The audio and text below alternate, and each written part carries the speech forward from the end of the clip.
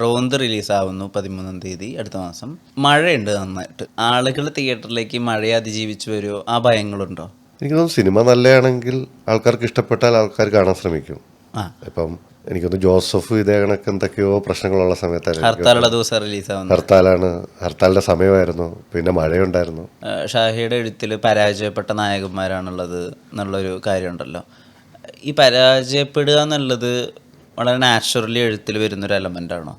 എനിക്ക് ചിലപ്പോൾ എൻ്റെ ഇഷ്ടങ്ങളുടെ പ്രശ്നമായിരിക്കാം. എനിക്ക് ഭയങ്കര ഇഷ്ടങ്ങൾ നല്ലതാണ്.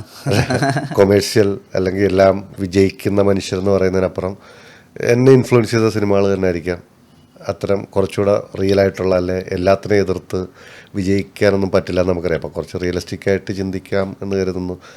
നായകന്മാരൊക്കെ അങ്ങനെയാണ്, മനുഷ്യരായിട്ടേ കാണുന്നുള്ളൂ, നായകനായിട്ട് കാണുന്നില്ല, എല്ലാവരും മനുഷ്യരാണെന്നുള്ള രീതിയിലാണ് കഥകൾ സെറ്റ് ചെയ്യാറുള്ളത്. ഈ റോന്തിനകത്ത് നിരീക്ഷണ പാഠവും വേണം ഒരു പോലീസുകാരനെന്ന് പറയുന്നൊരു വരിയുണ്ടല്ലോ. ഇപ്പോൾ സാധാരണ ഒരാൾ നിരീക്ഷിക്കുന്നതും ഒരു പോലീസുകാരൻ നിരീക്ഷിക്കുന്നതും തമ്മിൽ എന്തൊക്കെയാണ് വ്യത്യാസം ഉണ്ടാവുക? പോലീസുകാരൻ്റെ ജോലി തന്നെ നിരീക്ഷിക്കുക എന്നുള്ളതാണ്.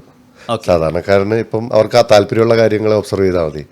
പോലീസുകാരനെ സംബന്ധിച്ചുള്ളത് ചുറ്റുവട്ടം നടക്കുന്ന കാര്യങ്ങളെല്ലാം ഒബ്സർവ് ചെയ്യണം. ഇപ്പോൾ നൈറ്റ് പെട്രോളിംഗ് ആണെങ്കിൽ ആ വഴി നിൽക്കുന്ന മനുഷ്യർ അവിടെ എങ്ങനെയുള്ളതാണ് മനുഷ്യരാണ് നിൽക്കുന്നത്, അല്ലെങ്കിൽ അവിടെ നിൽക്കുന്ന ആർക്കെങ്കിലും ബുദ്ധിമുട്ടുകൾ ഉണ്ടാകുന്നുണ്ടോ, അല്ലെങ്കിൽ അലമ്പായിട്ടുള്ള മനുഷ്യരുണ്ടോ, അങ്ങനെയൊക്കെയുള്ള പല രീതിയിൽ ചിന്തകൾ. അത് ഓരോ സെറ്റും മാറിക്കൊണ്ടിരിക്കും. ഇപ്പോൾ ഒരു കുറ്റാന്വേഷണമാണെങ്കിൽ അടുത്ത ലെവലായിരിക്കും ഒബ്സർവേഷൻ. പോലീസുകാരുടെ കഥാപാത്രങ്ങൾ എഴുതുന്ന സമയത്ത് ഇപ്പോൾ ഈ 4 കഥകളിലും ഓഫീസർ ഓൺ ഡ്യൂട്ടിയിൽ മാത്രമാണ് കുറച്ച് കറപ്റ്റായിട്ടുള്ള ഒരു ഏരിയ വന്നത്. ബാക്കിയുള്ളതിൽ അങ്ങനെ കറപ്റ്റായ പോലീസുകാർ അങ്ങനെ എഴുതി വെച്ചതായിട്ട് തോന്നിയിട്ടില്ല. പിന്നെ ഈ കൈക്കൂലി വാങ്ങിക്കുന്നൊരു സീക്വൻസ് ഒന്നും ആ സിനിമകളിൽ വന്നതായിട്ടും തോന്നിയിട്ടില്ല. പക്ഷെ മുമ്പ് നമ്മൾ കണ്ടിട്ടുള്ള പോലീസ് കഥകളിലൊക്കെ അങ്ങനെ ഒരു പോലീസ് ഓഫീസറൊക്കെ ഉണ്ടാവും. അങ്ങനെ ഒരു ദുഷ്ടനായ പോലീസുകാരൻ വേണ്ട എന്നുള്ളൊരു തീരുമാനം ഉണ്ടായിരുന്നു. നമ്മളിപ്പോൾ ഒരു കഥയല്ലേ എഴുതുന്നത്, അപ്പോൾ അതിൻ്റെ അകത്ത് ആ കഥയ്ക്ക് ആവശ്യമുണ്ടെങ്കിലല്ലേ അങ്ങനെ കഥാപാത്രങ്ങളെ ഉണ്ടാക്കേണ്ട ആവശ്യമുള്ളൂ. ഓക്കെ, ഇപ്പം ജോസഫ് കൊണ്ട് അങ്ങനെ ഒരു കഥാപാത്രം ഉണ്ടായതുകൊണ്ട് എന്തെങ്കിലും മെച്ചമുണ്ടോ ആ സിനിമയ്ക്ക്? ഇപ്പം ഓഫീസർ ഓൺ ഡ്യൂട്ടിക്കകത്ത് കറപ്റ്റഡായ ഒരാളെന്ന് പറയുന്നത് അങ്ങനെ കാണിക്കുന്നുണ്ട്. മനുഷ്യരല്ലേ എല്ലാത്തിലും. ഇപ്പോൾ പോലീസും ഏത് വകുപ്പെടുത്താലും വളരെ ഡിഫറൻ്റ് ആയിട്ടുള്ള ആൾക്കാരാണല്ലോ വരുന്നത്. ഓരോരുത്തരും അവരുടെ സ്വഭാവം ഉണ്ടാകും. പക്ഷേ എൻ്റെ സിനിമയിൽ അങ്ങനെ ആൾക്കാർ വരേണ്ട സാഹചര്യം വന്നില്ല, അതുകൊണ്ട് ഇതുവരെ വന്നില്ല എന്നുള്ളൂ. സസ്പെൻഡ് ആയിട്ടുള്ളൊരു പോലീസുകാരൻ, പിന്നെ അയാൾക്ക് എന്തെങ്കിലും ഒരു ഭയങ്കര വലിയൊരു കേസ് വരുന്നു. അപ്പോൾ ഉള്ള ഫോഴ്സിൽ ആർക്കും ആ കേസ് തെളിയിക്കാൻ പറ്റാത്തൊരവസ്ഥ വരുന്നു. അപ്പോൾ അയാൾ വരുന്നു, ആ കേസ് അയാൾ ജയിക്കുന്നു. അല്ലല്ല, ഒരു എക്സ്ട്രാ മാരിറ്റൽ അഫെയറിൻ്റെ ആയിരിക്കും പലപ്പോഴും ആ കേസിൻ്റെ പ്രശ്നം. ഇങ്ങനെയായിരുന്നു പോലീസ് സ്റ്റോറികളിൽ ഒരു പൊതുധാര ഉണ്ടായിരുന്നു ഒരു സമയത്ത്. ഇത് എലമെൻസ് ആയിരുന്നു, കോമൺ എലമെൻസ് ആയിരുന്നു. അതെപ്പോൾ മുതലാണ് ശ്രദ്ധിച്ചു തുടങ്ങി? അപ്പോൾ മുതൽ ആ എഴുത്തിൽ അത് വേണ്ടെന്ന് ബോധപൂർവ്വം ഒഴിവാക്കാൻ തുടങ്ങി? ഇത് ജോസഫ് ഫോട്ടാണ്. അപ്പോൾ ജോസഫ് എഴുതാൻ നേരം നമുക്ക് ആദ്യമായിട്ട് വേണ്ടത് എന്നോട് ഒരു കുറ്റാന്വേഷണ സിനിമ എഴുതാമെന്ന് ചോദിച്ചു. അപ്പോൾ അങ്ങനെ എഴുതുന്നൊരു സിനിമയാണ്. അപ്പം ഇതിന് മുമ്പ് വന്ന എല്ലാം ഒന്ന് മാറാം എന്നുള്ള ചിന്തയാണ് അതിൻ്റെ അകത്ത്. ഇപ്പം ഒരു പോലീസുകാരൻ വേണേൽ ഇൻവെസ്റ്റിഗേറ്റർ ആക്കാം, ഓക്കെ, വേണേൽ സസ്പെൻഷനിലാക്കാം, ചിലപ്പോൾ ലൈവ് ആക്കാം. പക്ഷേ അത് നമ്മൾ കണ്ടിട്ടുണ്ട് ഒത്തിരി. അപ്പോൾ ഇതുവരെ ഒരു റിട്ടയർഡായ അങ്ങനെയുള്ള മനുഷ്യരെ കണ്ടിട്ടില്ല. പിന്നെ എനിക്കത് പലപ്പോഴും എനിക്ക് തോന്നിയിട്ടുണ്ട്, നമ്മളുടെ സ്റ്റേഷനുകളിലെല്ലാം ഏതെങ്കിലും കള്ളന്മാരോ എന്തെങ്കിലും ബ്രേക്കിങ് എന്തെങ്കിലുമൊക്കെ നടക്കുമ്പോൾ മുമ്പ് സ്ക്വാഡിൽ വർക്ക് ചെയ്ത ആൾക്കാരെ വിളിച്ച് അവരെക്കുറിച്ച് ഡീറ്റെയിൽസ് ഇറക്കാറുണ്ട്. പിന്നെ അവർക്ക് കൃത്യം അറിയാം ഇന്ന സ്ഥലങ്ങളിൽ അവരുണ്ടാവും, ഇന്ന സമയങ്ങളിൽ. അപ്പം അങ്ങനെ ഒരാൾ നായകനാണോ എന്ന് ചിന്തിച്ചു.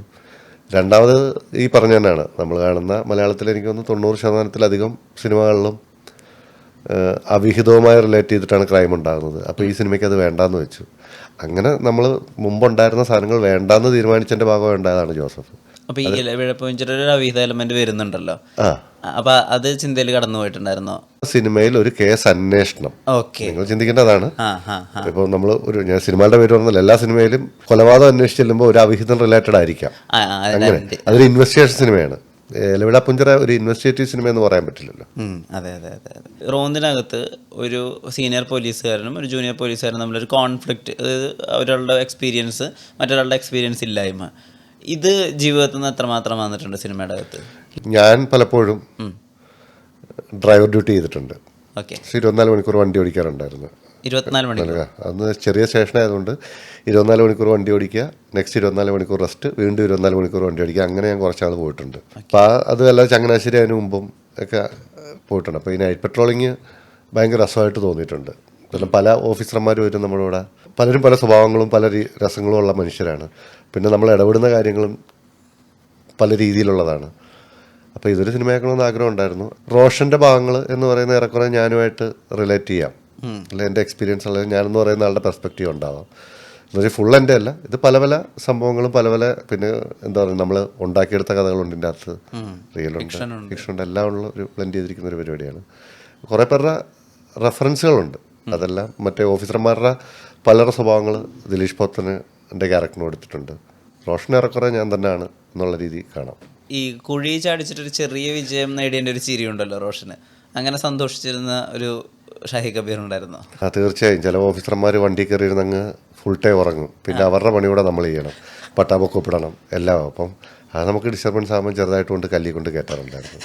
രാത്രി ഇപ്പോൾ ഒരു ദിവസം മുഴുവൻ നമ്മളെ അവൈക്ക് ആവുകയാണല്ലോ. അപ്പോൾ ഞാനൊക്കെ ചിന്തിക്കുന്ന സമയത്ത് ഇവിടെ ഇനി ക്രൈം ഉണ്ടാവുമോ, അപ്പോൾ അവിടെ ഇനിയിപ്പോൾ ഈ ജ്വല്ലറിയുടെ അടുത്ത് നിൽക്കുന്ന ഒരാൾ സംശയാസ്പദമായിട്ട് ആ ജ്വല്ലറി കുത്തിപ്പൊളിക്കാനായിരിക്കും നിൽക്കുക, അപ്പുറത്തെ ഒരു ലേഡി നിൽക്കുന്നുണ്ട്, അപ്പോൾ അവരെ ഇനിയിപ്പോൾ ആരെങ്കിലും അസോൾട്ട് ചെയ്യാൻ വരും. ഇത്രയൊക്കെ നമ്മളിപ്പോൾ ഞാൻ പോലീസുകാരാണെങ്കിൽ ചിലപ്പോൾ ആലോചിക്കുന്നത് ഞാൻ വിചാരിക്കുന്നുണ്ട്. ഷാഹി വണ്ടി ഓടിക്കുമ്പോഴും അതങ്ങനെ ആലോചിച്ചിട്ട് തന്നെയായിരുന്നു ഓടിച്ചു പോയിരുന്നത്. ഇല്ല, അത് നിങ്ങൾ ചിന്തിക്കുന്ന കണക്ക് എവറി ടൈം നമ്മൾ നോക്കുന്നില്ല. ഇപ്പം നമ്മളുടെ നൈറ്റ് പെട്രോളിംഗ് എന്ന് പറയാമല്ലോ, 10 മണിയൊക്കെ ശേഷമാണ്, ഒരു 11-12 മണിക്ക് ശേഷമാണ് വിജനമാവുന്നത്. അതിനുശേഷം നമ്മൾ എവിടെയെങ്കിലും കടത്തുന്നതിൽ ആരെങ്കിലും കണ്ടാൽ നമ്മൾ വിളിച്ച് ചോദിക്കും, അവർ ഡീറ്റെയിൽസ് ചോദിക്കുക, എന്താണെന്ന് ചോദിക്കും. പിന്നെ നമ്മൾ രാത്രി കാണുന്നവരെല്ലാം ചെക്ക് ചെയ്യുന്നത് അതിനുവേണ്ടിയാണ്. രാത്രി വണ്ടി അയക്കപ്പെട്ടിട്ടുണ്ടാവും, ഇതൊക്കെ നമ്മൾ ആ എഴുതിയെടുക്കുന്നത്. നാളെ എന്തെങ്കിലും പരിചയമില്ല, എന്തെങ്കിലും ഒരു ക്രൈം നടന്നിട്ടുണ്ടെങ്കിൽ ചിലപ്പം അവർ പോകുന്ന വണ്ടിയാവാം, ഐഡൻറ്റിഫൈ ചെയ്യാൻ പറ്റും. അത് നമ്മുടെ റൊട്ടീനാണത്. പിന്നെ നമുക്ക് വരുന്ന കോളുകളാണ്, ഇന്ന സ്ഥലത്തൊരു വിഷയമുണ്ട്, അപ്പോൾ നമ്മൾ അവിടെ പോകുന്നു. അങ്ങനെയുള്ള പരിപാടികളാണ് നൈറ്റ് പെട്രോളിങ്. രാത്രി മൊത്തം കള്ളനെ തപ്പി നടക്കലല്ല, ചെക്ക് ചെയ്യാണ്. പിന്നെ ഈ ആരാധനാലയങ്ങളെല്ലാം മോഷ്ടിക്കപ്പെട്ടിട്ടുണ്ടോ എന്ന് സെർച്ച് ചെയ്യണം. ATMs, ബാങ്ക്, ഇങ്ങനെ ഒരു 10-34 പട്ടാ ബുക്കുകളുണ്ട്. എന്ന് പറഞ്ഞാൽ നമ്മൾ അവിടെ ചെന്ന ആ സമയത്ത് അവിടെ പരിശോധിച്ചു, അവിടെ കുഴപ്പമൊന്നുമില്ല എന്ന് നമ്മൾ എഴുതി വയ്ക്കണം. അത് ഈ 10-36 എണ്ണം കാണും. ഈ 36 എന്ന് വെച്ചാൽ ഈ സ്റ്റേഷൻ മൊത്തം റൗണ്ട് ചെയ്യും. അപ്പോഴത്തെ ഒരു രാത്രി നമ്മൾ ഇത്ര ഒപ്പിട്ട് തീരുമ്പോൾ നമ്മൾ ആ സ്റ്റേഷൻ്റെ ഫുൾ പരിധി പോയിട്ടുണ്ടാവും.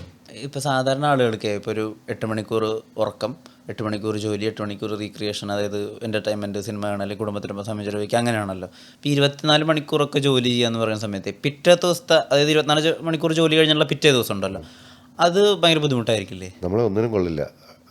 നേരെ പോവുക, കിടക്കുക, പിന്നെ പിറ്റേന്ന് രാവിലെ ഒന്ന് ഉണർന്ന് റെഡിയായി വരാൻ നേരം അടുത്ത പണിയായി. എന്ന് വെച്ചാൽ ഭയങ്കര ബുദ്ധിമുട്ടുള്ള പണിയാണ് ആക്ച്വലി. ശരിക്കും 12 മണിക്കൂറിൽ കൂടുതലൊക്കെ വണ്ടി ഓടിക്കേണ്ടി വരിക എന്ന് പറയുന്നത് തന്നെ ബുദ്ധിമുട്ടുള്ള പണിയാണ്. കാരണം പോലീസിന് മാത്രമാണ് അതില്ലാത്തത്, ബാക്കി എല്ലാ ജോലിക്കും 8 മണിക്കൂർ ഇതുണ്ട്. നമുക്കതങ്ങനല്ല. 8 മണിക്കൂർ സ്റ്റേഷൻസ് ഉണ്ടെന്ന് പറഞ്ഞാൽ പോലും 8 മണിക്കൂർ ഒരിക്കലും കിട്ടാറില്ല. ഇനി അതല്ല, ഇനി ഞാൻ ആ ഡ്യൂട്ടി അല്ല, ഡ്രൈവറുടെ പണിയല്ല ചെയ്യുന്നതെങ്കിൽ തന്നെ രാവിലെ 8 മണിക്ക് സ്റ്റേഷനിൽ കയറണം.